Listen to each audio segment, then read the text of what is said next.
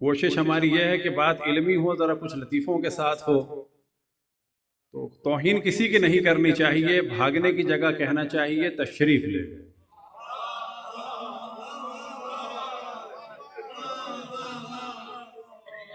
یہ یاد رکھیں، تشریف لے گئے. لیکن مشکل یہ ہے کہ ایک تشریف لے جانے والے نے اپنے بارے میں کہا کہ میں پہاڑی پر اس طرح اچک رہا تھا کأن الارواح،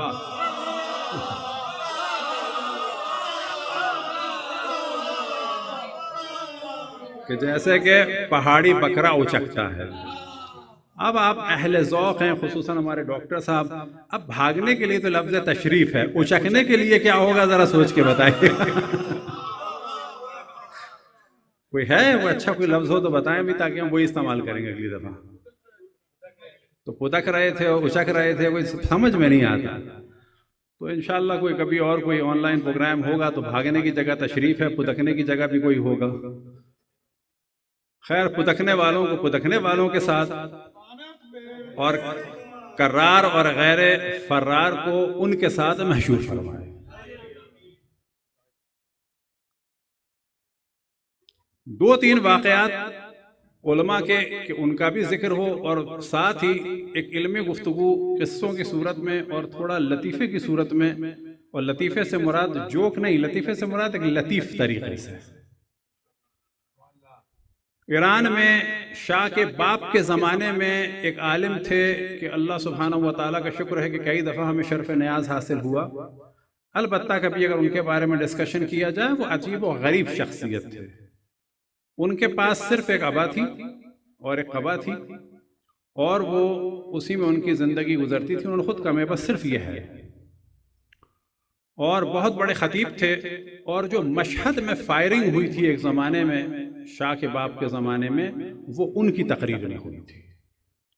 اس کے بعد ان کو جلا وطن کر دیا تھا افغانستان، اور وہاں پر کچھ عرصے وہ قید رہے. اس کے بعد ظاہر ہے کہ جو اس زمانے کے شہر سمجھ لیں افغانستان کے، کہ ایک چھوٹے سے شہر میں ان کو جلا وطن کر دیا تھا، اور داؤد خان کے ساتھ مل کر.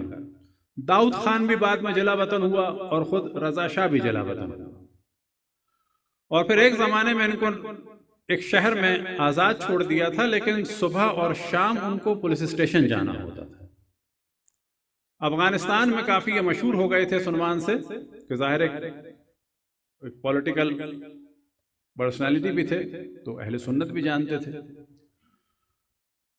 تو ایک دفعہ اہل سنت علماء نے ان کو دعوت دی، اور دعوت میں کچھ لوگوں نے سوال کیا کہ مولا امیر المؤمنین افضل ہیں یا شیخین، یعنی جناب عمر اور جناب ابو بکر. تو انہوں نے فرمایا کہ علی کا ان سے کیا مقابلہ، یہ لوگ تو رسول اللہ سے افضل ہیں.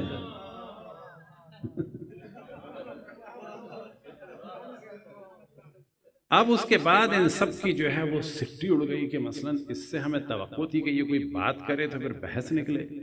اس نے تو ایسی بات کی کہ جو ہمارا بھی عقیدہ نہیں ہے، ان کا تو قطعاً نہیں ہے. انہوں نے کہا کیا علی کا ان سے مقایسہ، رسول اللہ سے افضل ہیں؟ یہ آپ نے کیا کہہ دیا؟ کہنے لگے ہاں، رسول اللہ کو فکر نہیں تھی اللہ کے دین کی کہ کسی کو محافظ بنا کے جائے.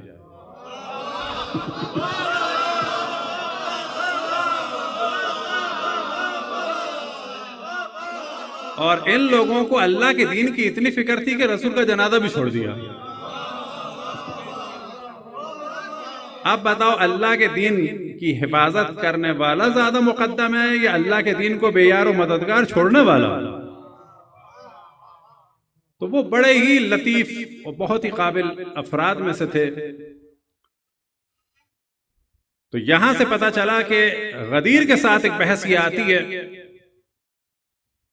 کہ اشرف الانبیاء نے، کہ جو آخری نبی ہیں، اور حضرت آدم سے لے کے حضرت خاتم تک جو ایک مشن چلا ہے، جو توحید کا پرچم بلند ہوا ہے، جو احکام بیان ہوئے ہیں، جو اخلاقیات بیان ہوئے ہیں، اور جو ایک معاشرہ ڈیولپ ہوا ہے، اشرف الانبیاء خاتم الانبیاء ہوتے ہوئے دنیا سے جا رہے ہیں، اور کسی کو بھی جو ہے وہ اس کو سنبھالنے کے لیے نہیں دیا. ہم یہ کہتے ہیں کہ دیا، علماء اہل سنت علم کلام کے کہتے ہیں کہ نہیں دیا. اس کے جواب میں یہ کہا جا سکتا ہے کہ اگر اشرف الانبیاء نے خود کسی کو خلیفہ معین نہیں کیا تو خلیفہ معین کرنا خود ایک بدعت ہے، خود ایک بدعت ہے۔ جب انہوں نے نہیں کیا تو سب سے بڑی بدعت تو یہ ہو گئی۔ جو ہر جگہ آپ بدعت بدعت بدعت کی بات کرتے ہیں تو سب سے بڑی بدعت یہ ہے۔ تو یہاں سے کہا جا سکتا ہے خلافت الہی، اور یہ چند حضرات کی تھی خلافت سیاسی، اور پھر یہاں پر دوسری چیز بھی کہی جا سکتی ہے خلافت محمدی، اور دوسری جو ہے اس کے مقابلے میں کون ہے؟ خلافت بیداتی۔ اب ہمارا عقیدہ یہ ہے کہ یہ سب کچھ اللہ سبحانہ و تعالیٰ کی جانب سے ہوتا ہے۔ حتیٰ اشرف الانبیاء نے بھی مولا امیر المؤمنین کو اپنا جانشین نہیں بنایا، اللہ سبحانہ و تعالیٰ نے بنایا ہے، اعلان اشرف الانبیاء نے فرمایا ہے۔ اب اگر اس حوالے سے ایک سمجھے بہت سارے علمی موضوعات کو ایک واقعے میں بیان کیا جائے، اور وہ واقعہ بھی لطیف، وہ واقعہ ہے ایران میں اس وقت ایک عالم ہے جو بڑے مناظرے کرتے ہیں، آیت اللہ نجم الدین تبرسی، خداوند تبارک و تعالیٰ ان کو طول عمر عطا فرمائے۔ وہ ایک دفعہ مکے میں گئے تو بغیر امامے کے تھے۔ اب کیونکہ ظاہر ہے کہ لوگوں نے پہچانا کہ یہ ایرانی متوع جو تھے ان میں سے متوع لے گئے۔ ایک دفعہ البتہ مدینہ میں مجھے بھی لے گئے تھے۔ وجہ یہ تھی کہ مدینہ جانے کے بعد میں نے استخارہ کیا تھا کہ امامہ پہنوں یا شلوار قمیض، تو امامے کا منع۔ البتہ ہمارے ذہن میں مسئلہ خوف نہیں تھا، مسئلہ تھا تبلیغ اور مظلومیت اہل بیت علیہ السلام کو بیان کرنا۔ لہذا جہاں بھی ہم دیکھتے تھے لوگوں کو تو وہاں پر گائیڈ کرنے کے عنوان سے لے کے جاتے تھے، اور سب سے اہم چیز بتاتے تھے کہ یہاں پر جو یہ حضرت فاطمہ سلام اللہ علیہ کی نام سے قبر ہے، یہ حضرت فاطمہ بنت اسد کی ہے، اور حضرت فاطمہ سلام اللہ علیہ کے ساتھ یہ مصائب ہوئے، یہ مظالم ہوئے، پوری تفصیل بتاتے تھے۔ اور بعد میں ہمیں احساس ہوا کہ یہ کام امامے کے ساتھ نہیں ہو سکتا تھا، لیکن اس کے باوجود ایک دفعہ متوع ہمیں بھی لے گئے تھے، اور بعد میں ہمیں پتا چلا کہ وہ بنوریا ٹاؤن کراچی کے ہیں، ان میں ایک دو افغانی بھی تھے، تو کافی خوش اخلاقی کے ساتھ ہم نے بات چیت کی، اور کوئی اللہ کا شکر ہے پرابلم نہیں ہوا۔ تو آغا نجم الدین تبرسی کو بھی یہ متوع لے گئے، اور لے جانے کے بعد کہا انتا شیعی، یعنی تم شیعہ ہو؟ انہوں نے کہا لا انا سنی۔ اب ظاہر ہے کہ ایران میں سنی بھی ہیں، اصل سنی تو ہم ہیں، کیونکہ ہم سنت رسول اللہ صلی اللہ علیہ وسلم کو مانتے ہیں۔ اہل سنت سنی نہیں ہے، یاد رکھیں، یہ ہم نے ابھی بھی ڈسکس کیا ہے اور ہمیشہ ڈسکس کرتے ہیں۔ کیوں کہ سنت رسول اللہ پر پابندی لگانے والے سب سے پہلے جو تھے، ان کے پہلے سیاسی خلیفہ دوسرے سیاسی خلیفہ تھے۔ یہ لوگ جب تک تھے کہ سنت رسول اللہ، قول رسول اللہ صلی اللہ علیہ وسلم بیان کرنا، یعنی قال رسول اللہ ممنوع تھا، یاد رکھیں۔ آج سنت کا شور مچایا جاتا ہے، ان کے پہلے سیاسی خلیفہ نے، ان کی صاحبزادی فرماتی ہیں کہ ایک دن میرے والد کو میں نے دیکھا کہ بہت پریشان ہیں اور جاگ رہے ہیں پوری رات، تو میں نے کہا کہ کیا ہوا آپ کو، کیوں پریشان ہیں؟ تو صبح جب ہوئی تو میں نے پوچھا کیا ہوا، کیوں پریشان ہیں؟ تو انہوں نے کہا تمہارے پاس کچھ احادیث ہیں رسول اللہ صلی اللہ علیہ وسلم کی، تو ابھی تو صلی اللہ علیہ وسلم میں کہہ رہا ہوں، وہ لوگ تو نہیں کہہ رہے۔ تو انہوں نے فرمایا ہاں، تو فرماتی ہے کہ 500 کے قریب احادیث تھی۔ انہوں نے کہا کہ وہ لا کے مجھے دو، اور بعد میں انہوں نے کہا آگ لاؤ، اور وہ انہوں نے جلا دی۔ اور اس کے بعد کہتے ہیں کہ مجھے شک ہے کہ یہ چیزیں جو ہیں گمراہی کا سبب نہ بنے۔ ممکن ہے لکھنے والے نے صحیح لکھا ہو، بولنے والے نے صحیح کہا۔ اب یہاں پہ سوال یہ پیدا ہوتا ہے کہ اگر یہ احادیث لکھی تو یہ میں نے اور آپ نے تو نہیں لکھی، قطعاً کوئی فرد تھا کہ جس نے لکھی، اور وہ قطعاً صحابی تھا۔ اس کا مطلب ہے صحابی کے قول اور لکھنے پر ان کے پہلے سیاسی خلیفہ کو بھی اعتماد نہیں تھا، اور جو روایات تھی 500 وہ انہوں نے جلا دی۔ تو آغا نجم الدین تبرسی نے کہا کہ یہ تو ہم نے ڈسکشن کیا سنی کے حوالے، سنی ہمیں، سنت کو ہم مانتے ہیں، لیکن کس سے لیتے ہیں؟ سنت اہل بیت علیہ السلام سے، کہ جن کی طہارت کا اعلان اللہ سبحانہ و تعالیٰ نے کیا کہ جو سب سے پاک سورس ہے۔ تو انہوں نے کہا کہ میں سنی ہوں، تو اس نے امتحان کے لیے کہا کہ خلفائے راشدین کے نام بتاؤ۔ تو انہوں نے کہا ابو بکر صدیق رضی اللہ عنہ۔ اس نے کہا نعم۔ اس کے بعد کہا عمر رضی اللہ عنہ کا نام، بعد کا علی کا رضی اللہ عنہ. تو اس نے کہا آئینہ عثمان، عثمان کا آپ نے ذکر نہیں کیا. کہنے لگے لا، وہ خلیفہ نہیں تھے. کیوں نہیں تھے؟ ازلہ الناس، لوگوں نے ان کو معزول کر دیا تھا.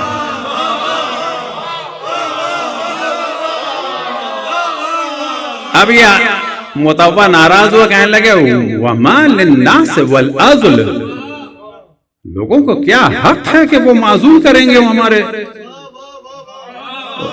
خلیفہ کو. انہوں نے کہا وما للناس والنسب، اگر عزل کرنے کا حق نہیں ہے خلیفہ کو تو نسب کرنے کا کہاں سے آیا ہے؟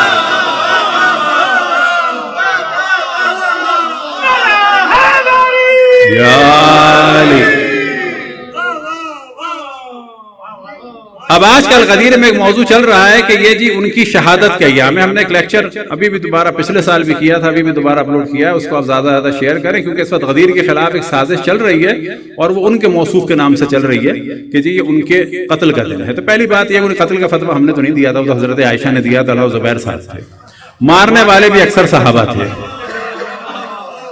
اچھا سوال یہ پیدا ہوتا ہے کہ آپ عاشور کے دن شادی کی ترغیب کر رہے ہیں اور آج آپ کہہ رہے ہیں کہ جو ان کے قتل کا دن ہے، سوگ کا دن ہے، عید کیوں منا رہے ہوں؟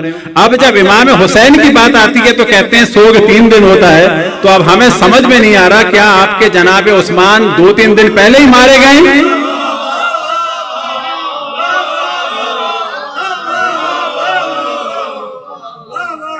آج ان کے سوگ کی بات کیوں نہیں ہو رہی؟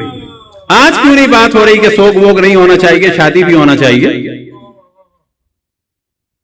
عاشور کے دن کی تو بات ہوتی ہے کہ وہ سوگ نہیں ہے، 3 دن سے زیادہ نہیں ہے. تو ایسا لگتا ہے کہ جناب عثمان کو بھی 3 دن پہلے ہی حضرت عائشہ نے مروایا. ہم نے نہیں مروایا.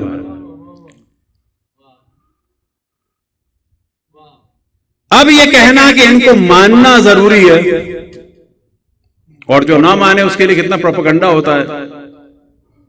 تو ایک صاحب پہ جن کا ذکر بعض دفعہ ہم نے کیا ہے کہ جن کو سیکرٹ ایجنسیوں نے مروا دیا تھا، اور کیا کہہ دیا تاریخ میں؟ جنہوں نے مار دیا.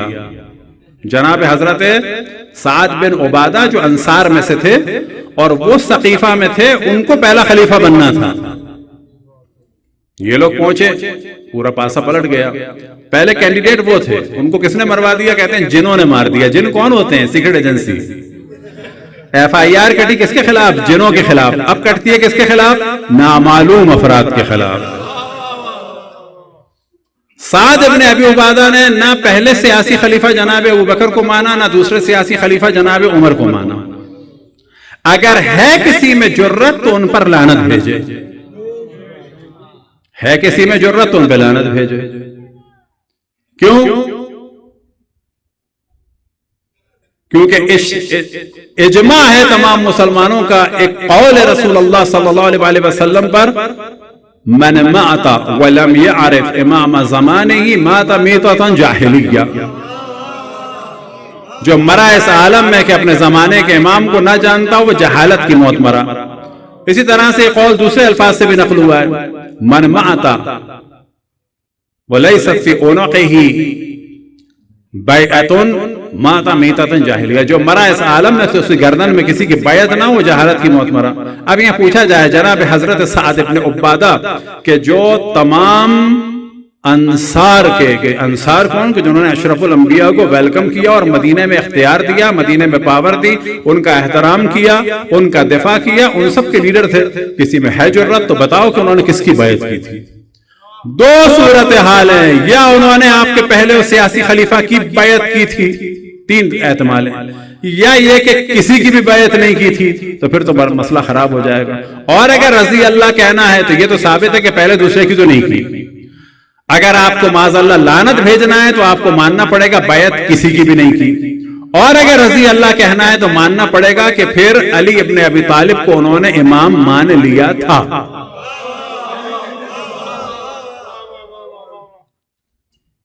تیسرا واقعہ ہے حضرت علامہ امینی کا. یاد رکھیں حضرت علامہ امینی کہ اللہ ان کے درجات کو بلند سے بلند فرمائے، وہ جب مجالس پڑھتے تھے تو بعض دفعہ اس طرح سے کانپتے تھے کہ علی کو کیوں نہیں پہچانا جا رہا. اور ان کی اہم ترین کتاب ہے، اسی وجہ سے ان کو یاد کیا جاتا ہے، علامہ امینی صاحب الغدیر، ان کی کتاب ہے کتاب غدیر۔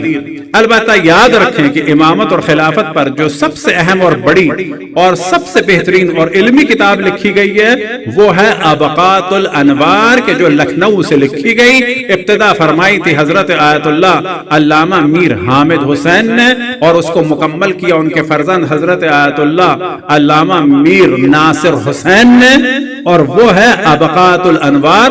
اس کی اگر جلدیں آج کے دور میں چھپیں تو ممکن ہے کہ 100 سے زیادہ چھپیں، اس کا خلاصہ ہمارے استاد آیت اللہ میلانی نے فرمایا ہے تو وہ 25 جلدوں میں ہوا ہے، خلاصہ مکمل نہیں۔ علامہ امینی فرماتے ہیں کہ بغداد میں ایک دفعہ علماء اہل سنت نے ان کو بلایا، اور وہ جانتے تھے کہ یہ بلا رہے ہیں کیوں، لیکن پھر بھی کہا کہ دیکھو کوئی اختلافی بات نہیں ہوگی، تو انہوں نے کہا صحیح ہے۔ اب یہ کیوں کہا ہوگا؟ آیا وہ اختلافی بات سے بھاگتے تھے، سوال جواب سے نہیں، ان کو پتا تھا کہ میں کہوں گا نہ تو یہ زیادہ کریں گے۔ اب بہت سارے لوگ جمع ہوئے، علماء بغداد کے جمع ہوئے، ایک سے قابل علماء، کھانا وانا ختم ہو گیا، اور اس وقت کچھ لوگوں نے کہا کہ حدیث بیان کرتے ہیں، کچھ لوگوں نے کچھ اعتراض بھی کیے، پھر آپ نے ایک حدیث بیان کی کہ یہ بتاؤ من مات ولم يعرف امام زمانه مات میتۃ جاہلیہ، یا ومن مات وليس في عنقه بیعۃ مات میتۃ جاہلیہ، یہ صحیح ہے یا نہیں ہے؟ اب وہ لوگ چھیڑ چھاڑ پہلے کر چکے تھے، اب ظاہر جواب تو دینا تھا، تو انہوں نے کہا، سب نے کہا صحیح ہے۔ انہوں نے ایک ایک سے پوچھا یہ صحیح ہے، صحیح ہے، صحیح ہے، سب نے کہا کہ صحیح ہے۔ اب آپ یاد رکھیں کہ صحیح بخاری میں جناب حضرت فاطمہ الزہرا صلوات اللہ وسلام علیہا کے لیے کیا نقل ہوا؟ فحجرتہ، کہ حضرت فاطمہ سلام اللہ علیہا اہل سنت کے پہلے سیاسی خلیفہ جناب ابو بکر سے ناراض ہو گئیں، اور پھر بات نہیں کی۔ کب تک نہیں کی؟ حتی توفیت، یہاں تک کہ آپ دنیا سے رخصت ہو گئی۔ راضی رخصت ہوئی یا ناراض؟ ناراض رخصت ہوئی۔ اب آپ نے سوال کیا کہ یہ بتاؤ کہ حضرت فاطمہ سلام اللہ علیہا کے بارے میں کیا کہو گے؟ کس کو وہ اپنا امام اور خلیفہ مانتی تھی؟ کس کو اپنا امام اور خلیفہ مانتی تھی؟ اس کو جس سے ناراض تھی، اس کو جس سے ناراض تھی اور بات نہیں کرتی تھی، کہ اس کی بیعت تھی ان کے گلے میں، کیا اس کو مانتی تھی اپنا خلیفہ؟ صرف یہ سوال کیا تو وہ جتنے لوگ پہلے ہلکی ہلکی چھیڑ چھاڑ کر بھی رہے تھے وہ سب کے سب اٹھ کے چلے جائے۔ تو غدیر وہ چیز ہے کہ جس پر دین کی بنیاد ہے بعد اشرف الانبیاء، اور حدیث ثقلین وہ چیز ہے کہ اسلام کا جو سورس ملے گا وہ ملے گا انہی ثقلین سے۔ انی تارک فیکم الثقلین کتاب اللہ و عترۃ اہل بیتی ما ان تمسکتم بہما لن تضلوا ابدا حتی یرد علی الحوض، میں تمہارے درمیان دو گراں قدر چیزیں چھوڑ کے جا رہا ہوں، ایک کتاب خدا، دوسرے میرے اہل بیت، جب تک ان دونوں سے وابستہ رہو گے کبھی بھی گمراہ نہ ہوگے، یہاں تک کہ یہ دونوں حوض کوثر پر پہنچ جائیں گے۔ یہ خطاب اشرف الانبیاء کا ہم سے اور آپ سے نہیں تھا، حکم ہے، خطاب ہم سے نہیں ہے، خطاب تھا پہلے مرحلے میں کس سے؟ اصحاب سے۔ ان سے فرما رہے تھے میں تمہارے درمیان دو گراں قدر چیزیں چھوڑ کے جا رہا ہوں، ایک کتاب خدا، ایک میرے اہل بیت، جب تک اے اصحاب تم ان اہل بیت سے وابستہ رہو گے اور قرآن سے وابستہ رہو گے گمراہ نہ ہوگے، یہاں تک کہ تم لوگ حوض کوثر پر ان کے ساتھ پہنچ جاؤ گے۔ پس جو بھی اہل بیت سے ٹکرایا وہ جہنم میں گیا۔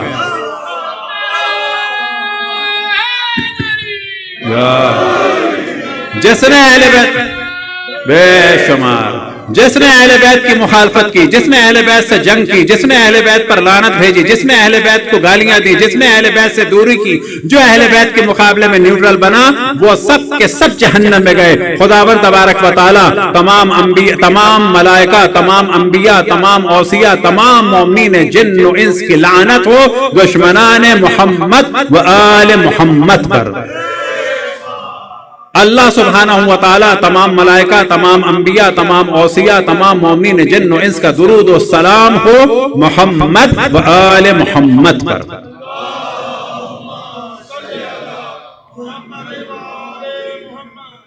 بالآخر وہ دکھنے کے لیے، وہ چکھنے کے لیے کوئی علمی لفظ ملا کہ نہیں ملا اتنی دیر میں؟ نہیں ملا۔ اگلے سال انشاءاللہ پھر دیکھتے ہیں۔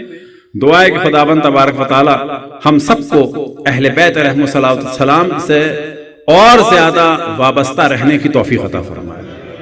آج کا دن ایک بڑا دن ہے، اور بلا شک اگر کوئی اہل ہے، اول تو ہم سب اہل ہیں کہ ایک دوسرے کو مبارکباد دیں اور یہ جملہ کہیں الحمدللہ الذی جعلنا من المتمسکین بولایت علی ابن ابی طالب واولادہ المعصومین، کہ خداوند تبارک و تعالیٰ کا شکر ہے کہ اس نے ہمیں مولا امیر المومنین کی ولایت سے وابستہ اور باقی 11 ائمہ کی ولایت سے وابستہ لوگوں میں سے قرار دیا۔ لیکن اگر اس عید کا صحیح معنی میں کوئی مرکز اور محور ہے تو وہ ذات مقدس امام زمان علیہ السلام ہے۔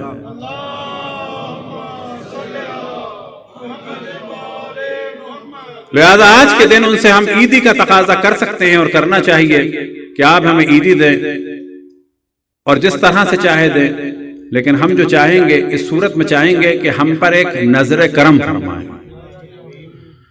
اور جو ہم نے آپ کا دل دکھایا ہے، ناراض کیا، اس سے ہم درگزر فرمائیں۔ اور پہلے کی طرح جو میں پہلے بھی عرض کر چکا ہوں کہ ہمارے پاس کوئی ایسی چیز نہیں ہے جو امام کے سامنے کہہ سکیں کہ جی میں نے یہ کیا ہے۔ میں اپنی بات کر رہا ہوں، آپ کی نہیں بات کر رہا۔ آپ کے پاس ہوگا، ہم اپنی بات کر رہے ہیں۔ لہذا میں ہمیشہ کہتا ہوں امام زمان علیہ السلام کی بارگاہ میں کہ میں نے کچھ نہیں کیا، بس 2 چیزوں کے صدقے میں نظر کرم فرماتے ہیں۔ ایک یہ کہ ہم آپ اور آپ کے اجداد اور خصوصاً آپ کی جدہ سے محبت کرتے ہیں، اور آپ اور آپ کے اجداد اور خصوصاً آپ کی جدہ کے قاتلوں سے اور دشمنوں سے نفرت کرتے ہیں۔ بس اسی محبت کے صدقے میں اور اسی نفرت کے صدقے میں ہم پر ایک لطف و کرم فرمائیں، ہمیں مسکرا کر دیکھیں، ہماری ساری دنیا اور آخرت کی مشکلات حل ہو جائیں گی۔ اور یہ وہ عیدی ہے جو ہم آپ سے طلب کرتے ہیں۔ باقی ہر چیز جو آپ کی جانب سے ہے وہ عیدی ہے، اور جو کچھ مل رہا ہے وہ آپ ہی کی جانب سے اللہ ہمیں برکت عطا فرما رہا ہے۔ وَبِيُمْنِهِ رُزِقَ الْوَرَىٰ وَبِوُجُودِهِ ثَبَتَتِ الْأَرْضُ وَالسَّمَاءُ، کہ خداوند تبارک و تعالیٰ نے اسی حجت خدا کے ذریعے سے زمین و آسمان کے نظام کو باقی رکھا ہے، اور اسی حجت خدا کے ذریعے سے تمام دنیا، تمام کائنات کے لوگوں کو رزق عطا فرماتا ہے۔ دعا ہے کہ خداوند تبارک و تعالیٰ ہمیں اور ہماری نسلوں کو اہل بیت علیہم السلام کی خدمت گزاروں میں سے قرار دے۔